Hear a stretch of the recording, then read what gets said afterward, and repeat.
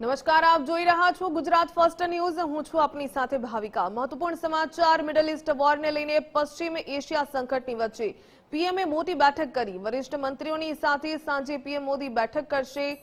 બેઠકમાં દેશના ઉર્જા આપૂર્તિ અંગે ચર્ચા કરાશે। ઓઇલ, ગેસ, વીજળી સહિતના મુદ્દે આ બેઠકમાં ચર્ચા કરાશે। મિડલ ઈસ્ટમાં યુદ્ધ ચાલી રહ્યું છે તેને 23 દિવસ થઈ ચૂક્યા છે, પરંતુ સમગ્ર વિશ્વમાં તેની અસર જોવા મળી રહી છે। ત્યારે તેને પગલે પીએમ મોદીએ એક મહત્વપૂર્ણ બેઠક બોલાવી। વરિષ્ઠ મંત્રીઓની સાથે સાંજે પીએમ મોદી બેઠક કરશે। આ બેઠકમાં દેશમાં ઉર્જા આપૂર્તિ અંગે ચર્ચા કરાશે। વધુ વિગત મેળવીએ સહયોગી વિજય દેસાઈ પાસેથી। વિજય, મિડલ ઈસ્ટમાં જે યુદ્ધ ચાલી રહ્યું છે દરેક દેશ પર તેની અસર જોવા મળી રહી છે, ત્યારે પ્રધાનમંત્રી નરેન્દ્ર મોદીએ એક મહત્વપૂર્ણ બેઠક બોલાવી। કયા મુદ્દાઓ ચર્ચાઈ શકે?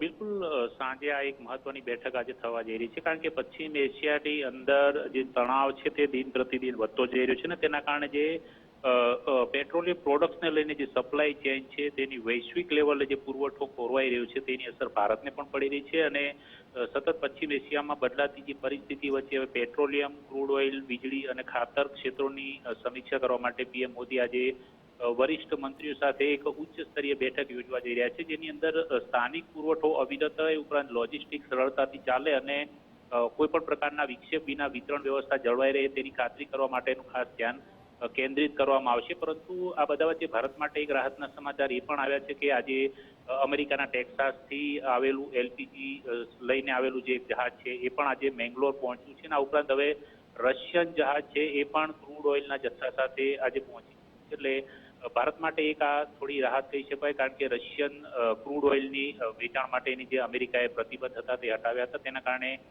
એક્વા ટાઇટન નામનું જહાજ છે તે સીધું જ ત્યાં પહોંચ્યું છે। આ ઉપરાંત અમેરિકાથી પિક્સિસ પાયોનિયર છે એ પણ મેંગ્લોર પહોંચ્યું છે, એટલે તેના કારણે થોડી સરળતા ભારત માટે થઈ શકે છે। અને અન્ય એક મહત્વની વાત એ પણ છે કે ઈરાનના ઓઇલ પરથી જે અમેરિકાએ પ્રતિબંધ હટાવ્યો છે તે દિશાની અંદર પણ ભારતીય રિફાઇનરીઓ છે તે સક્રિય બની છે અને એ ઓઇલને વધુમાં વધુ ઝડપથી ભારતમાં લાવવા માટેના પ્રયાસ તેજ કરાયા છે। જોકે આજની આ જે બેઠક છે બેઠકની અંદર પ્રાદેશિક બાબતોની સાથે સાથે જે વૈશ્વિક લેવલનો જે અત્યારે માહોલ જે સર્જાયો છે તેની અંદર તેને લઈને પણ મહત્વપૂર્ણ ચર્ચા કરવામાં આવશે। જી, ધન્યવાદ જાણકારી બદલ।